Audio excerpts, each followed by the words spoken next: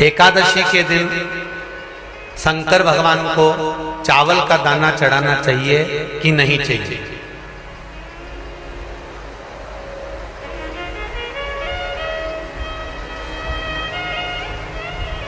अब बोलो तेरा क्या होगा रे कालिया?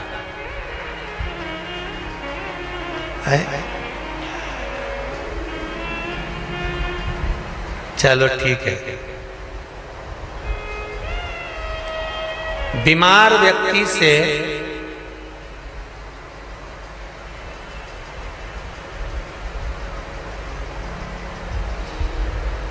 कोई बीमार व्यक्ति है, बहुत रोगीला, उसको बहुत रोग है, शुगर है, बीपी है, थायराइड है, सब कुछ है उसको,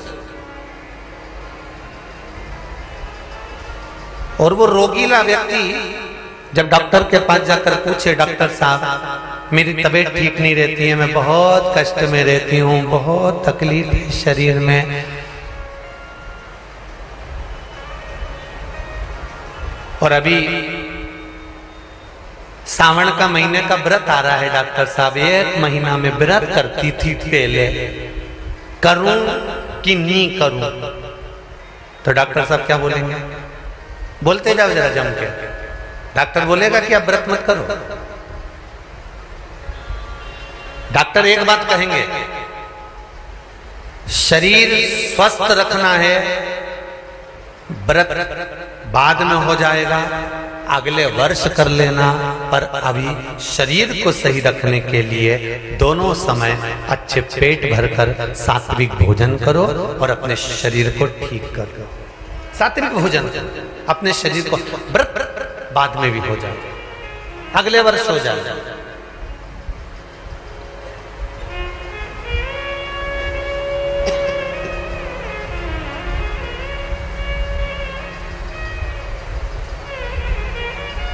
अभी तुम थोड़ा सवेरे 2 बिस्कुट ले लिया करो, सुबह नाश्ता ले लिया करो, भोजन ले लिया करो, फिर दोपहर में कुछ हल्का फुल्का लेकर थोड़ी थोड़ी देर में खाते रहना चाहिए हो।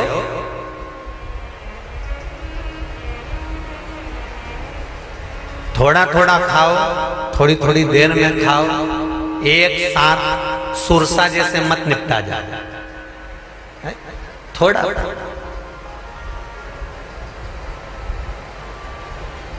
ज्यादा खाओगे और ज्यादा कमाओगे तो दूसरों को कष्ट नहीं होगा, कष्ट खुद को होगा। ज्यादा खाओगे आपाच्य हो जाएगा, रात की नींद उड़ जाएगी, शरीर में अच्छा नहीं लगेगा। ज्यादा कमाओगे, रात की नींद उड़ जाएगी, दुनिया की दृष्टि तुम पर पड़ जाएगी और तुम्हारी रातों की नींद चली जाएगी। कमाओ भी उतना जितना खर्च कर सको और खाओ भी उतना जितना पचा सको। अति सर्वस्व वर्जक। डॉक्टर कहेंगे अब ये तुम्हारा व्रत जो है ना अगले साल कर लेना, इस साल मत करिए, इस साल तो आराम से भोजन वोजन करो, तुम लोग बढ़िया प्रेम से खाओ पिए। तो उसी तरह किसी ने पूछा कि चावल का दाना एकादशी पर भगवान शंकर को चढ़ा सकते हैं? चावल का दाना शंकर जी को चढ़ाते क्यों है, पहले तो वो समझ। बेलपत्री का तो महत्व आपको बार बार बताया कि बेलपत्री शिव जी को क्यों चढ़ाई जाती है, कहीं रोग के लिए, कहीं बीमारी के लिए, कहीं किस कार्य के लिए, कहीं कोई कार्य के लिए, कहीं कोई कार्य के लिए। चावल का दाना अगर हम शंकर भगवान को चढ़ा रहे हैं तो क्यों चढ़ा रहे हैं, उसका कारण क्या है? चावल का दाना शिव को चढ़ाने का केवल एक कारण रहता है कि चावल को अक्षत कहते हैं।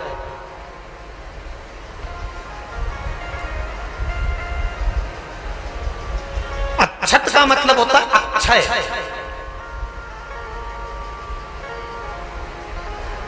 अभी हमारे यहां एक तिथि आने वाली है, अक्षय तृतीया। उसका मतलब क्या होता है? अक्षय, जिसका कभी क्षय ना हो।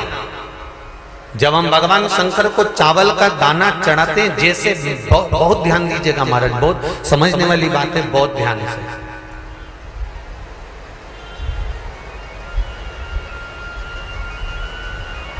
चावल का दाना हमारे मस्तक पर तिलक करने के बाद पंडित जी क्यों लगाते हैं कि भगवान जैसा समय आज चल रहा है, आप पूजन कर रहे हो, पाठ कर रहे हो, दान कर रहे हो, पुण्य कर रहे हो, सत्कर्म कर रहे हो, भजन कर रहे हो, मेरा देव अधिदेव महादेव, मेरा नारायण, मेरा सत्यनारायण भगवान, मेरा राम जी, मेरा विष्णु जी, मेरा भागवत मैया, मेरी रामायण मैया, ब्राह्मण मस्तक पर तिलक लगाने के बाद चावल इसलिए लगाता है कि जैसा समय आज चल रहा है, भगवान तुमको ऐसा ही समय बनाकर रखे और तुम ऐसे ही चार चांद लगाते रहो, दान पुण्य संकीर्तन करते रहो, इसलिए मस्तक पर चावल का दाना लगाया जाए।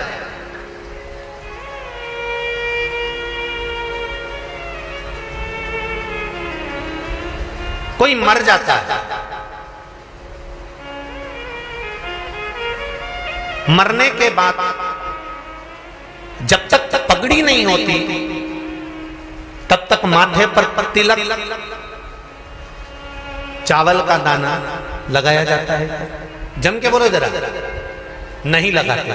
किसी पंडित जी से पूछो, ब्राह्मण देवता से पूछो, ब्राह्मण देवता ये कोई मर गया और हमारा तो नियम है कि हम सिर पे तिलक लगाते हैं, चावल लगाते हैं, या पंडित जी से हम तिलक लगवाते हैं, मंदिर जाते हैं तो मंदिर में जाके तिलक लगवा के हम चावल का दाना लगवाते हैं, क्यों नहीं लगाते? उसका कारण क्या है? जब किसी के मरने के बाद 10 दिन तक 12 दिन तक मस्तक पर तिलक क्यों नहीं लगाया जाता? 10-12 दिन तक माथे पर तिलक या चावल क्यों नहीं लगाया जाता? उसका कारण है कि ये जो समय आया है, तुम्हारे यहाँ जो गमी हुई है, तुम्हारे यहाँ कोई मर गया है, तुम्हारे यहाँ किसी के प्राण छूट गए हैं, तो ब्राह्मण इसलिए तिलक नहीं लगाता आपको, इसलिए चावल का दाना नहीं लगाता कि ऐसा दिन भगवान अब ना लाए, इसको अमर ना करे, इसको अक्षय ना करे, इसको प्रबल ना करे।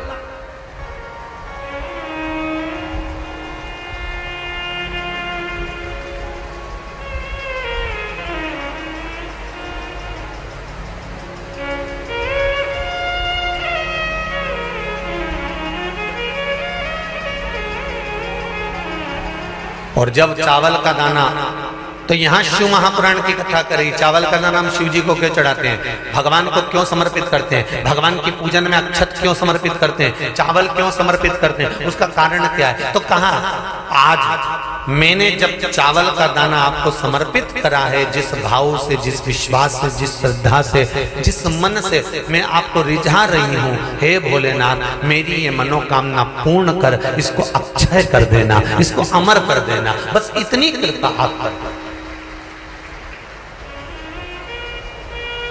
अब किसी ने पूछा एकादशी के दिन चावल चढ़ाए कि नहीं चढ़ाए, तो यहां तो सीधी सीधी बात है, बीमारी देखकर थोड़ी ना आती है कि नवरात्र चल रहे हैं कि सावन का सोमवार चल रहा है, बीमारी तो बीमारी। तुम चावल मत खाओ। तिरुपति कौन कौन गया? हाथ उठाओ। ठीक है। जगन्नाथ जी कौन कौन गया? हाथ उठाओ। हाँ ठीक है। द्वारका जी कौन कौन गया? हाथ उठाओ। ठीक है। बद्रीनाथ कौन कौन गया? हाथ उठाओ। ठीक है। एकादशी के दिन कभी तुम बद्रीनाथ चले जाओ, एकादशी के दिन तुम द्वारका चले जाओ, एकादशी के दिन तुम तिरुपति चले जाओ, एकादशी के दिन तुम जगन्नाथ चले जाओ, एकादशी के दिन तुम्हारी मर्जी पड़े भगवान के किसी धाम में चले जाओ और भगवान को भोग लगाओ और उनकी थाली को झांक कर देखना, उसमें चावल जरूर मिलेगा।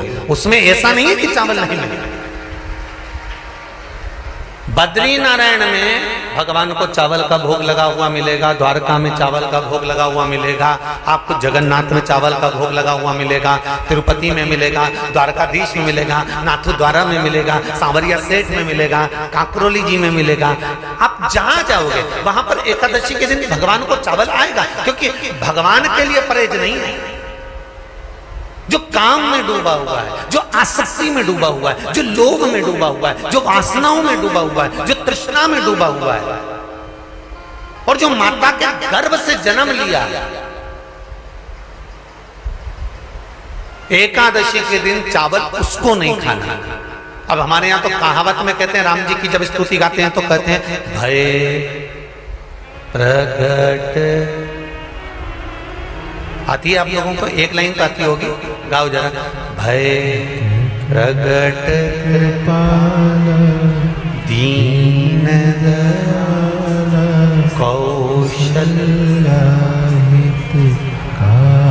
अब रामचरितमानस में कहा भय प्रगट कृपाला। प्रगट मतलब एकदम सामने आ गए। यहां लिखा है पैदा भय लाला। अगर तुलसीदास जी लिखते तो जन्म लिया होता राम जी ने तो तुलसीदास बाबा लिख देते कि पैदा भय, माता के गर्भ से इनका जन्म हो। नहीं नहीं नहीं, यहाँ कहा भय प्रगट कृपाला दीन दयाला कौशल्या, यहाँ प्रगट भय।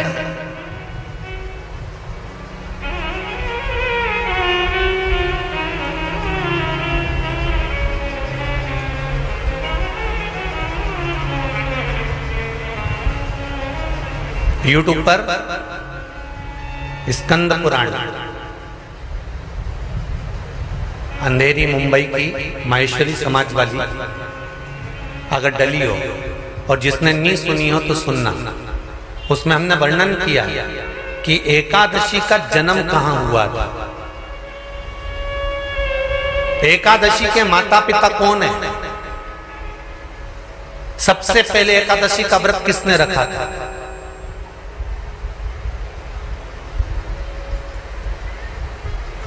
एकादशी का जन्म स्थान कहां है? दुनिया के लोग बहुत प्रश्न करते हैं, राम जी अयोध्या में हुए थे, भगवान कृष्ण मथुरा में हुए थे, तो एकादशी कहां हुई थी? तो उसको बताना तो पड़ेगा कहां हुई थी।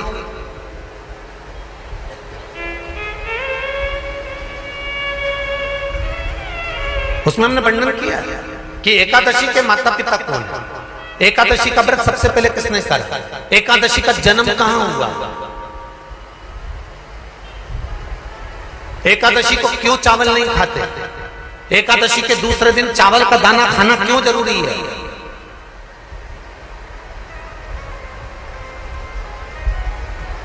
कौन सा तीर्थ है जहां एकादशी को उल्टा लटका दिया। एक एक चीज का वर्णन स्कंद पुराण सब चीजों का वर्णन कर दिया।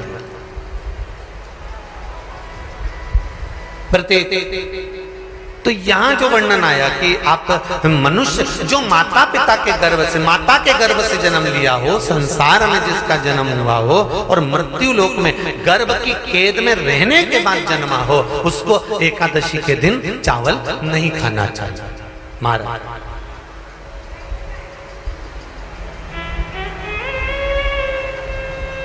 पर यहां शास्त्र ये नहीं कहता कि भगवान को चावल नहीं चढ़ाना चाहिए।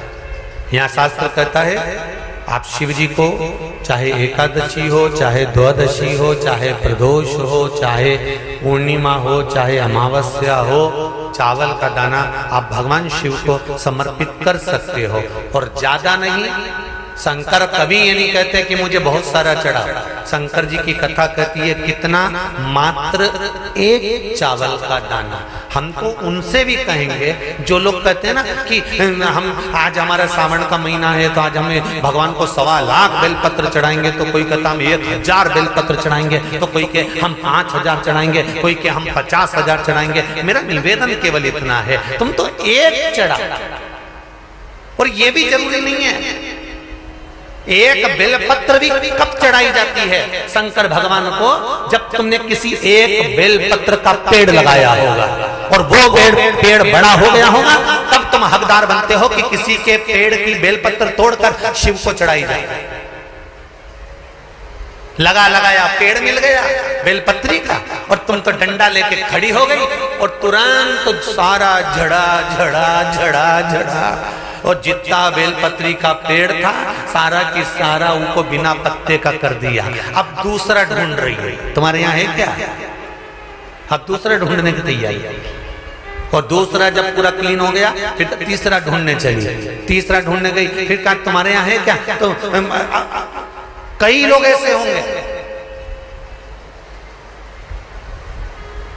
ये गर्मी चली जाए, जैसे पिछले वर्ष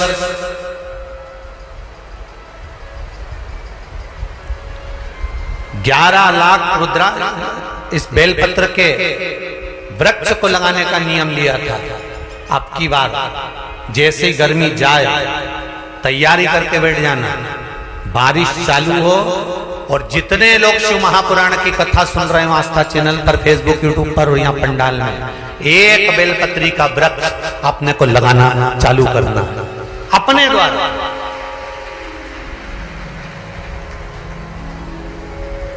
क्योंकि भक्त बढ़ गए, बेलपत्री कम पड़ने लगे। बोलो सही है कि गलत है?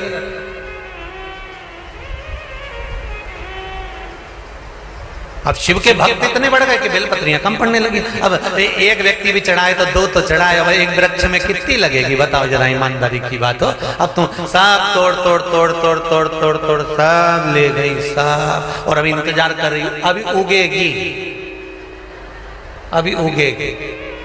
अब बेलपत्री का वृक्ष भी सोच रहा है, अरे यो कमला तू अपने घर जा, रहने दे, अभी और उगने वाले। नियम बना।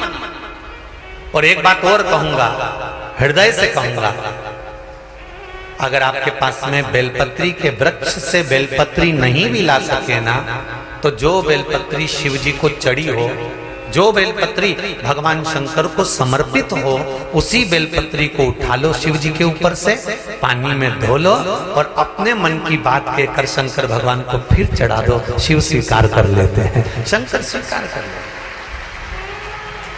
33 कोटि देवता में कोई ऐसा देवता नहीं जो निर्माल्य स्वीकार कर लेता। चढ़ा चढ़ाया फूल कोई देवता वापिस स्वीकार नहीं करता, चढ़ी चढ़ाई सामग्री कोई देवता स्वीकार नहीं करता। पर मेरे देव अधिदेव महादेव केवल एक ऐसे हैं कि चढ़ी हुई बेलपत्र, चढ़ा हुआ अक्षत, चढ़ा हुआ धतूरा, मेरे शिव केवल एक ऐसे हैं कि वो स्वीकार कर लेते हैं। आपने जो चढ़ा दिया, कोई चढ़ा के चले भी तो भी स्वीकार।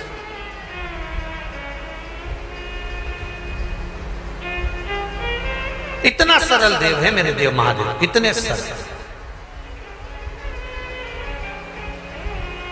सारे देवताओं के लड्डू पेड़ा गुलाब जामुन आरती भजिया पकौड़ा चाहिए, शंकर जी को चाहिए हैं कुछ सरल सरल। जरा देखिए, एक दुश्मन जब दुश्मनी करता है तो कितनी विचित्र दुश्मनी करता होगा। अपनी बेटी सती का विवाह शिव के साथ पक्का कर दिया था। सारे देवताओं में बात हो गई थी कि मेरी बेटी सती शिव को बिहाएगी। उसके बाद जो दुश्मनी चालू हुई है, जो द्रोह चालू हुआ है, तो वो द्रोह कहां तक पहुंच गया है?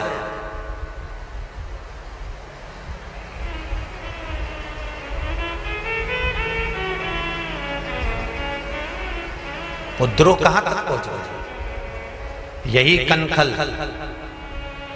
इसी हरिद्वार की नजदीक कुछ ही दूरी पर भगवान शंकर जी का ससुराल कनखल, इसी कनखल की कथा सुना रहे हैं।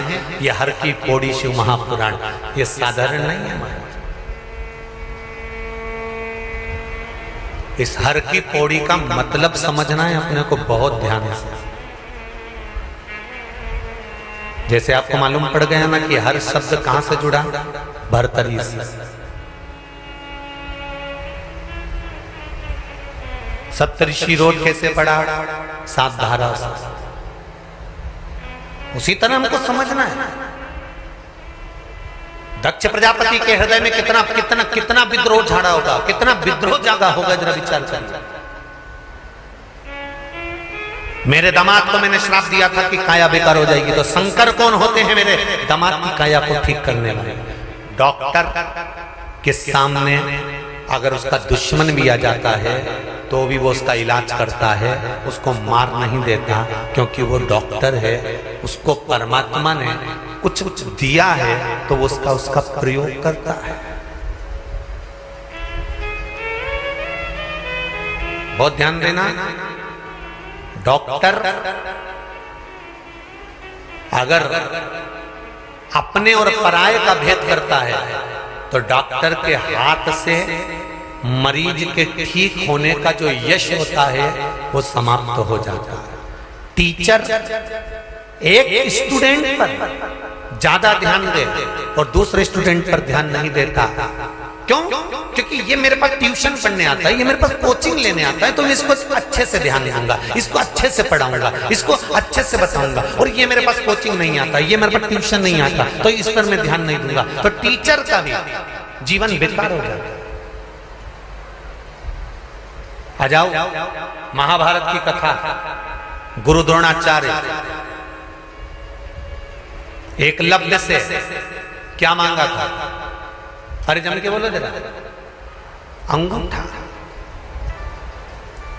ना तो गुरु द्रोणाचार्य ने एकलव्य को पढ़ाया, ना गुरु द्रोणाचार्य ने एकलव्य को एक क्षण के लिए भी बैठकर ज्ञान दिया, ना गुरु द्रोणाचार्य ने एकलव्य को कुछ बताया, ना गुरु द्रोणाचार्य ने एकलव्य को कुछ कहा। उसके बाद भी अर्जुन से भी ज्यादा अगर कोई विद्वान था तो वो एकलव्य था। और गुरु द्रोणाचार्य को मालूम पड़ गया कि ये एकलव्य बड़ा विद्वान है, बड़ा ज्ञानवान है और ये सब कुछ कर सकता है। मेरे शिष्य को मैंने पढ़ाया, जिसको मैंने ट्यूशन दी, जिसको मैंने कोचिंग दी, जिसको मैंने इंस्टीट्यूट खोलकर बिठाया, जिसको पढ़ाया लिखाया, सब कुछ मैंने करा, ये तो इसके नीचे आ गया। और वो एकलव्य जिसको मैंने पढ़ाया नहीं, ज्ञान दिया नहीं, जिसको मैंने कभी देखा तक नहीं, और उसने मेरी मूर्ति बनाकर इतनी ज्ञान अर्जन कर लिया।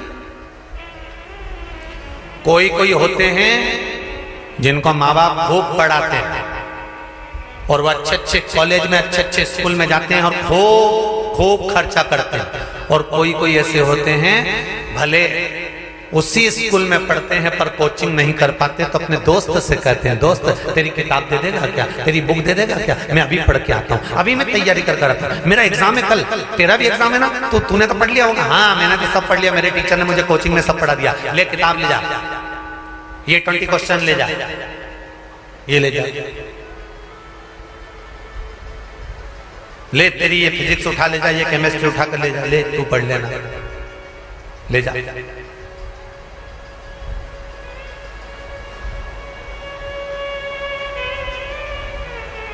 अब गुरु द्रोणाचार्य के लिए अर्जुन प्रिय है, एकलव्य प्रिय नहीं है। तो उन्होंने सोचा कि मेरे शिष्य का नाम कैसे चलेगा, तो उन्होंने कहा इसका अंगूठा ही कटवा लेता।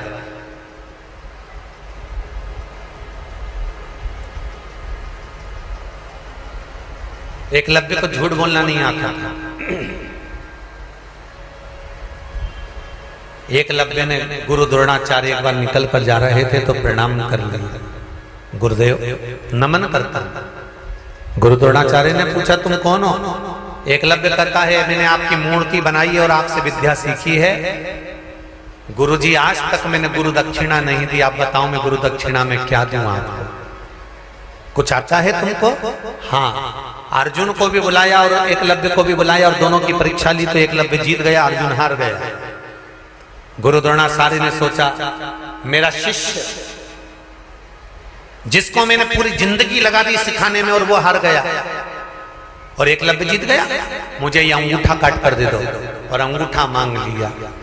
जिस गुरु द्रोणाचार्य ने अपने शिष्य के लिए एक शिष्य से छल कर गए, उस गुरु द्रोणाचार्य का महाभारत के युद्ध में कैसा अंत हुआ है ये पूरा इतिहास जानता है, ये पूरा विश्व जानता है।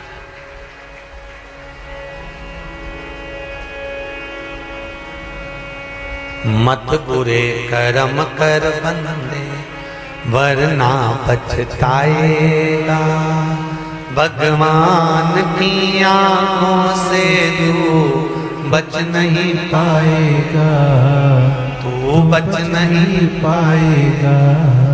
अरे ओ अज्ञानी मत करना दानी, तेरे कर्म का फल भी तू ही पाएगा, जैसा किया तूने तेरे आगे आएगा। मत बुरे कर्म कर बंदे वरना पछताएगा, भगवान की आंखों से तू बच नहीं पाएगा, तू बच नहीं पाएगा। आप अच्छा कर्म करो। एक टीचर अपने स्टूडेंट के साथ छल ना करे, एक डॉक्टर अपने मरीज के साथ छल ना करे। तो ये शिव की कथा कहती है कि भगवान भी उसकी जिंदगी के साथ कभी छल नहीं करता है, कभी नहीं करेगा।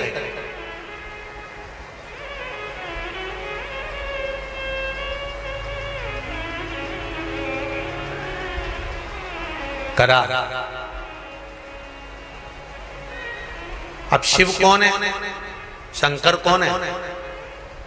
अगर किसी की काया को सही कर रहे हैं, हाथी का माथा जोड़ रहे हैं, दक्ष प्रजापति को बकरे का मुख लगा रहे हैं, प्लास्टिक सर्जरी करने में नंबर 1 है,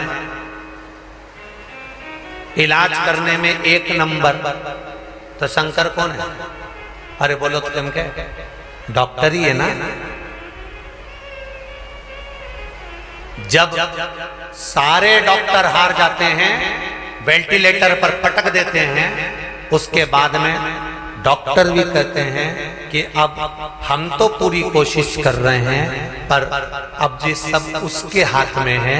मतलब डॉक्टर को भी मालूम है कि एक डॉक्टर और बैठा है और वो साधारण नहीं, वो साधारण नहीं हो सकता, वो दुनिया का आनंद करने वाला है, आनंद करने।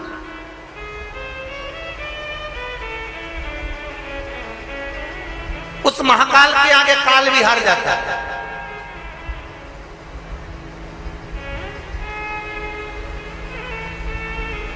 आप केवल शिव भक्ति करिए, शंकर का स्मरण करिए। आज ही की कथा,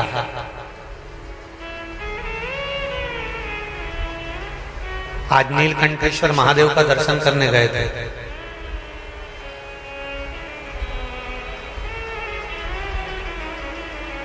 बावन किलोमीटर ऊपर है, ऊंचाई पर है, रास्ता भी छोटा है, पास में से गंगा जी बह रही है। आप लोग गए? कौन कौन गए हैं? सब गए हो? चलो रखो। वापिस लौट कर आ रहे थे। नीलकंठेश्वर महादेव से कितना किलोमीटर नीचे आए होंगे? लगभग 5 किलोमीटर नीचे आए हैं। और 4 गाड़ी 3 गाड़ी गई थी, उसमें जिस गाड़ी में हम बैठे थे वो गाड़ी पहाड़ से टकरा गई, और टकरा कर वो गाड़ी पूरी पलट गई। मेरे ख्याल से तो फोटो भी होंगे उसके, हो तो जरा दिखा भी देना। पूरी पलट गई, एक पलटी खाई, रास्ता छोटा। ये 8:30 बजे की बात है, अभी सुबह आज की। पूरी पलट गई, पलटी खा गई। बाबा की कृपा ऐसी थी कि एक पलटी और खाती तो गाड़ी गंगा जी में चली जाती। पर गाड़ी में हमारी आदत है कि जब भी चलते हैं तो श्री शिवाय नमस्तुभ्यम, और मंदिर में भी श्री शिवाय नमस्तुभ्यम, और आते भी हैं तो श्री शिवाय नमस्तुभ्यम। गाड़ी की दशा टीवी वाले देख रहे होंगे कि कैसी दशा है। देखिए आप लोगों ने, पूरी उल्टी, चारों चक्के ऊपर, कांच, खिड़की, दरवाजे सब चपटे। फिर भी मेरे देव अधिदेव महादेव ने ऐसी करुणा करी कि हमको तो लगता है कि मेरे शिव जगदम्बा के साथ आकर गोदी में झेलकर यहाँ लाकर छोड़। ये शिव कृपा। लोग कहते कहाँ है महादेव? हम कहते हैं आपकी श्वासों में है महादेव। आप पुकार कर देखिए, पुकार कर देखिए।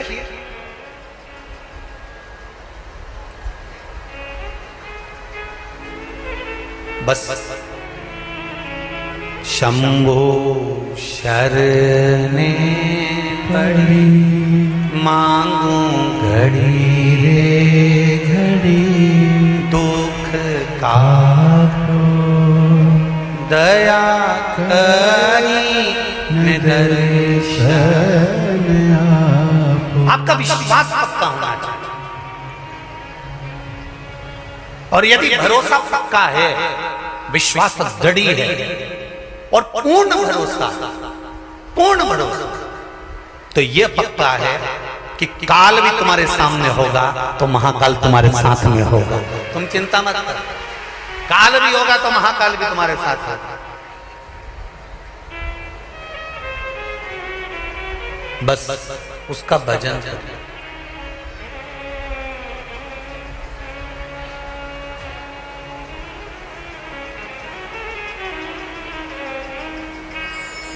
केवल इसका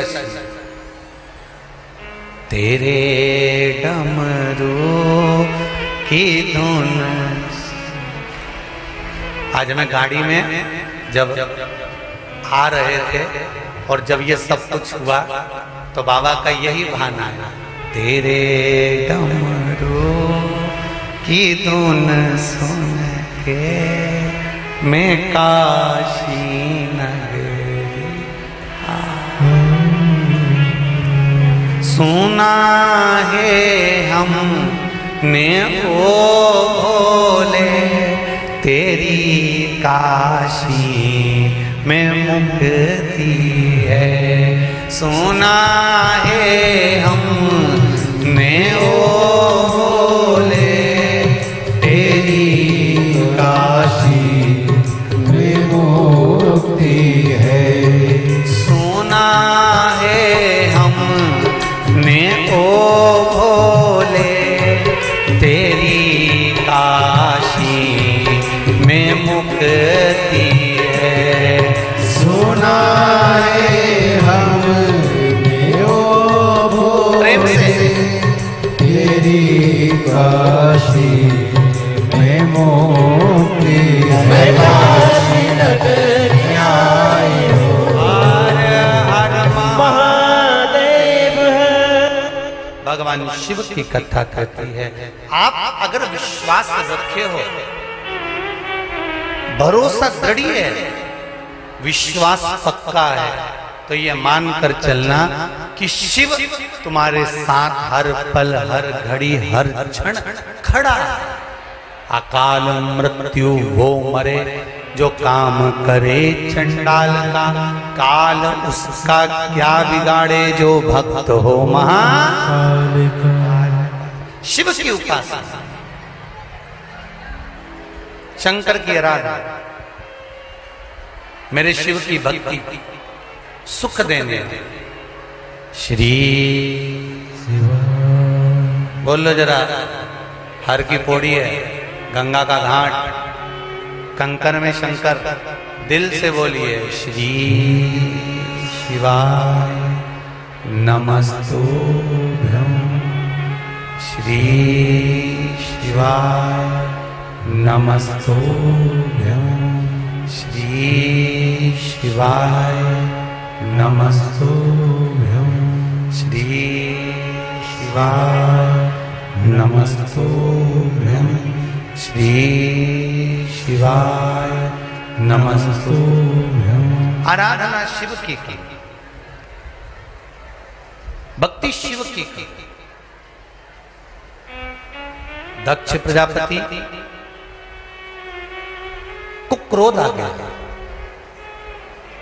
मेरे दामाद को मैंने श्राप दिया था और शंकर ने ठीक कर दिया। शिव वो डॉक्टर हैं,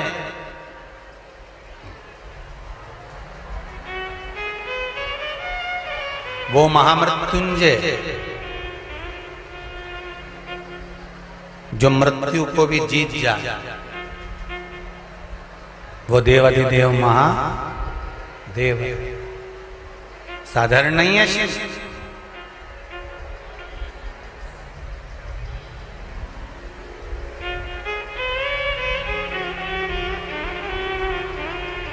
शंकर की आराधना सहज नहीं। आया दक्ष प्रजापति को क्रोध आया, और दक्ष प्रजापति को जब क्रोध आया तो दक्ष प्रजापति ने नारद जी को कहा, देवऋषि नारद, आप कह रहे हो कि शंकर भगवान ने चंद्रदेव की काया को ठीक कर दिया। हाँ, चंद्रदेव ने ऐसा करा क्या था जो उसकी काया ठीक हो गई?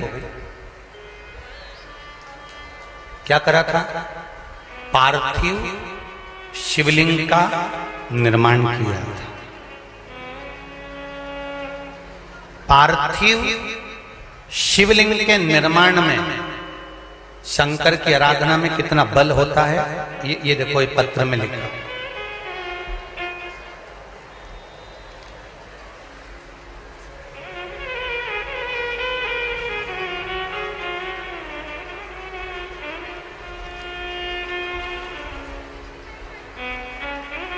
पत्र में लिखा है,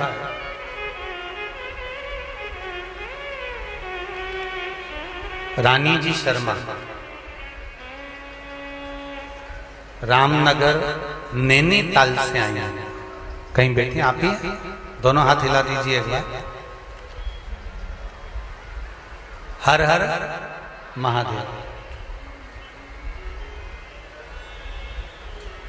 मेरा नाम रानी शर्मा है और हम रामनगर नैनीताल से हैं। गुरुजी, मेरे चेस्ट में 2 साल पहले एक गांठ हो गई थी, गठान हो गई थी, जिसका ऑपरेशन अलीगढ़ के हॉस्पिटल में हुआ था। उसके बाद कुछ समय के बाद एक गांठ दोबारा उससे हटकर थोड़ी ही दूरी पर फिर हो गई, और वो गांठ पिछली गांठ से बड़ी थी।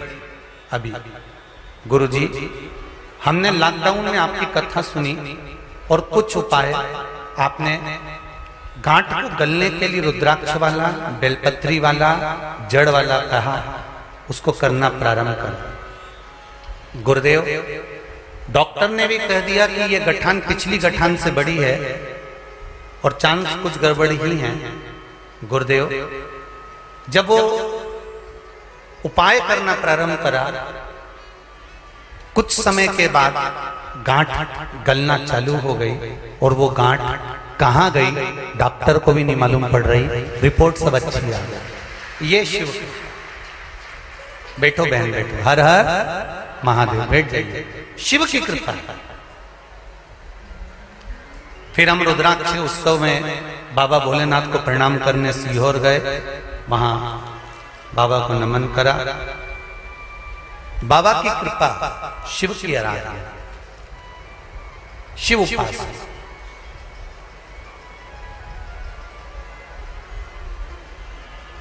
एक पत्र और है, बड़ा सुंदर लिखा है।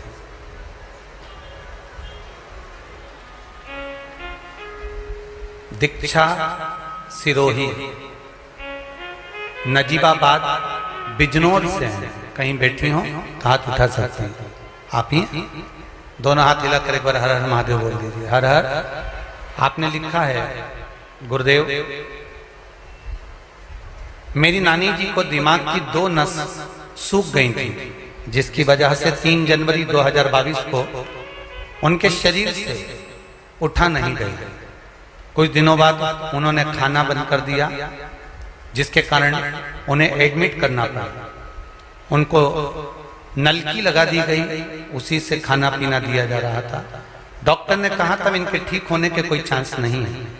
गुरुजी, मैं और मेरी मम्मी शिव महात्मा कथा टीवी पर सुनते थे, जिसमें हमने पशुपति व्रत के बारे में जाना, और उस व्रत को करने के बाद शिव को नमन कर उसका जल 2 बूंद नानी को देना प्रारंभ करा। कुछ समय के बाद नानी के शरीर में वापिस प्रतिक्रिया चालू हुई, और डॉक्टर भी आश्चर्य में पड़ गए, और 5 दिन में डॉक्टर ने छुट्टी कर दी और मेरी नानी ठीक हो गई।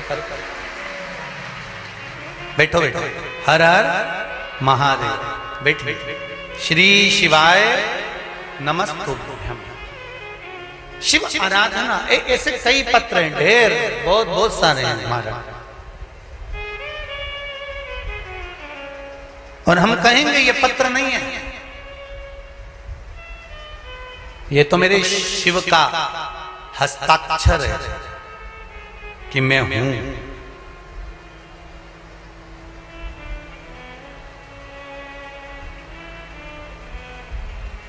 उसके होने का प्रूफ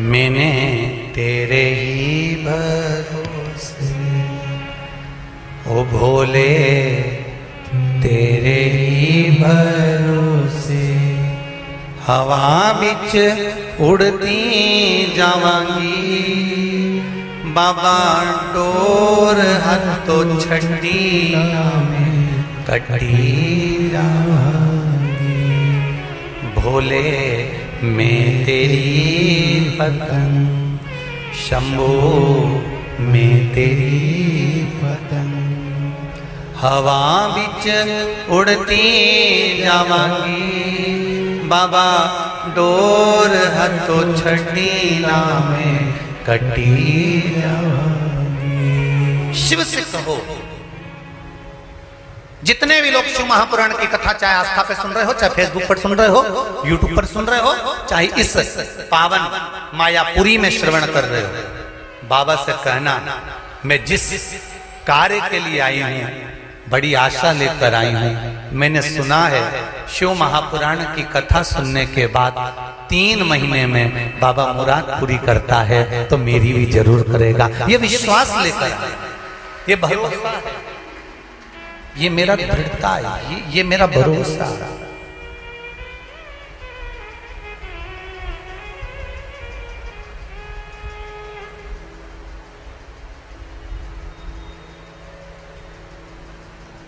अगर वो है तो फिर कोई गम नहीं, अगर वो है तो, और वो कब होगा? जब आपका विश्वास पक्का होगा। अगर विश्वास आप, अगर जो यहाँ रहने वाले होंगे, कभी आप लोग जाएं तो अभी भी गाड़ी वहीं पड़ी होगी, जाकर देखेंगे तो आपको मालूम पड़ेगा कि बहुत गाड़ी की दशा ऐसी है, तो उसमें बैठने वालों की दशा क्या होगी। पर अगर वो है और उसके विश्वास प्रबल है, भरोसा दृढ़ है, तो फिर वो साधन है।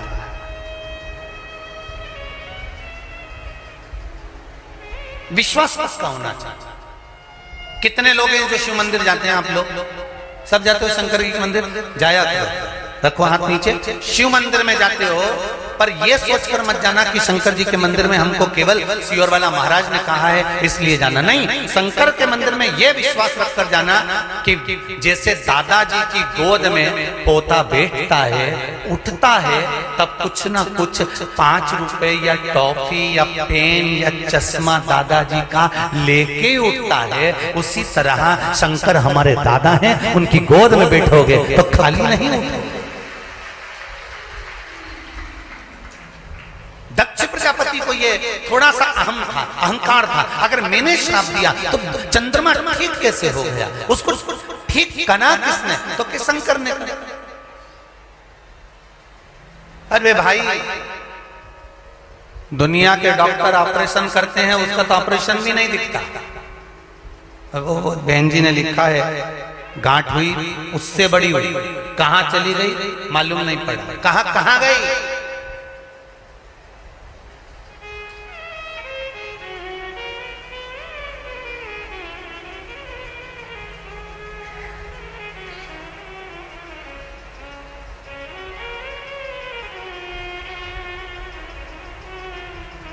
देता है वो। हाँ, किसी के जीवन में थोड़ा दुख, तो लोग कहते हैं बताओ, हम तो मंदिर में जाते हैं, एक लोटा पानी चढ़ाते हैं, अगरबत्ती लगाते हैं, दिया लगाते हैं, गंगा जी का स्नान करते हैं, धूप बत्ती लगाते हैं, पूजन करते हैं, पाठ करते हैं, उसके बाद भी भगवान हमारी तो सुन ही नहीं लिया, सारा दुख तो हमको ही दे दिया। अरे भाई, पिछले जन्म की फाइल थोड़ी सी मोटी होगी तो छुपाने में दिक्कत आ रही हो, क्योंकि वो भी 33 कोटि देवी देवताओं में मेरे देवाधिदेव महादेव बैठते हैं। अब ब्रह्मा जी तो खुद उनसे परेशान रहते हैं। आप लोगों को पहले भी कथा में कहा, एक बार ब्रह्मा जी ने किसी के प्राण वापिस, वो राजा श्वेत की कथा आती है कि राजा श्वेत के प्राण वापिस दे दिए, तो ब्रह्मा को क्रोध आ गया। ब्रह्मा जी ने कहा, यमराज गए तो उनने प्राण नहीं लेने दिए, मृत्यु देवी गई तो प्राण नहीं लेने दिए, बचाया किसने? शंकर जी ने। ब्रह्मा जी कहते हैं जब मैंने अपनी लेखनी से लिख दिया था कि इतनी तारीख को इतनी बजे इतनी घड़ी में इतने पल पर ये मरेगा, तो इसको मरने क्यों नहीं दिया? बीच में कौन आया? तो क्या शंकर जी आया। शंकर जी को बुला, शंकर जी से पूछा तुमने ऐसा क्यों करा? शंकर जी बोले ये मेरा भजन कर रहा था तो काय को मरने दूंगा। तुम्हारे यहाँ कोई नौकरी करता है, तुम्हारे यहाँ कोई पोछा लगाता है, तुम्हारे यहाँ कोई झाड़ू लगाता है, उसके घर में शादी आती है या तकलीफ आती है या उसके बच्चे की तबीयत खराब हो जाती है, तो जिस सेठ के यहाँ वो नौकरी करती है, जिस सेठ के यहाँ झाड़ू लगाती, पोछा लगाती, सेठ जी के यहाँ अगर आएगी और रोएगी तो बोला ईमानदारी से सेठ जी दवाई का पैसा देंगे कि नहीं देंगे? अरे बोलो तो देंगे ना। तो हम भी हमारे महादेव की नौकरी करते हैं तो सब वो संभालेगा ना। सेठ बैठा है,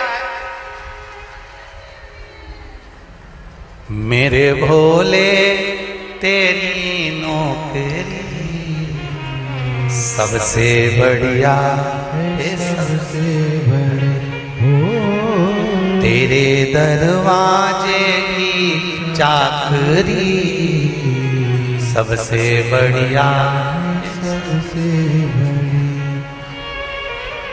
मेरी किस्मत का जब गुल खिला तब जा कर के ये दर मिला,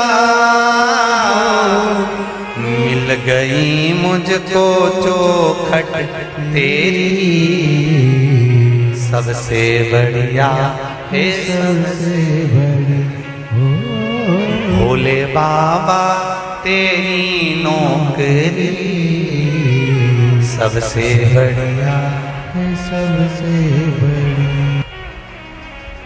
उदाहरण कर लेते, दामाद की तबीयत ठीक कर दी, आंदो शुरू। दक्ष प्रजापति क्रोध में लाल होकर, आज मेरे देवाधिदेव महादेव बैठे थे गंगा के घाट पर, यही हर की पौड़ी, इसलिए इसको कहा जाता है हरि की पौड़ी और हर की पौड़ी, क्योंकि शिव गंगा की लहरों में बैठकर आनंद करते थे। शंकर भगवान की 5 बेटियों का जन्म इसी हर की पौड़ी पर हुआ था। जया, विषहरा, शामरी बारी, दौतली और देव, ये शिव जी की 5 बेटियां इसी गंगा के धार से प्रकट हुई थी, यही हर की पौड़ी। 5 बेटी।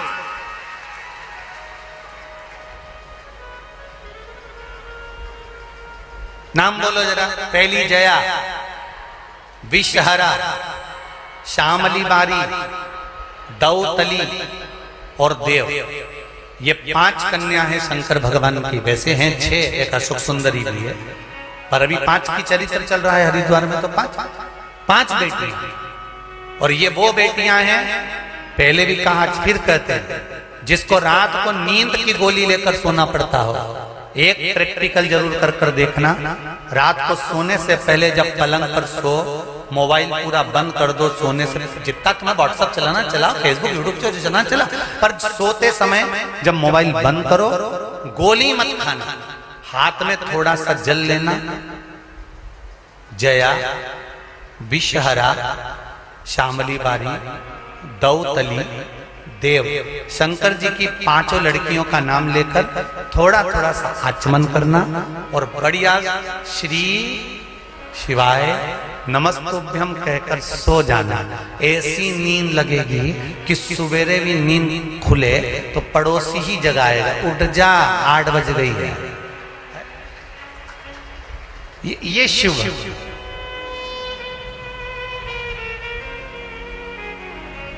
सबसे अच्छी नींद आती कहां पर है? घर पे नींद थोड़ी ना आती है, किटी पार्टी में नींद थोड़ी ना आती है, शादी में नींद थोड़ी ना आती है, डिस्को में नींद थोड़ी ना आती है। सबसे जोरदार नींद आती है कथा में। ऐसी जोरदार आती है कि महाराज तो कथा सुनाए तो तुम्हें ऐसा लगे कि लोरी सुना,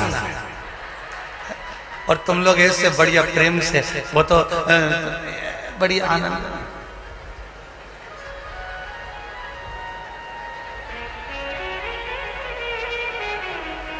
और पड़ोसी उठा दे तुमको, उठ सो रही क्या? तो फिर ऐसे ऐसे क्या कर रही? भगवान भाग रिया है तो बुला रही।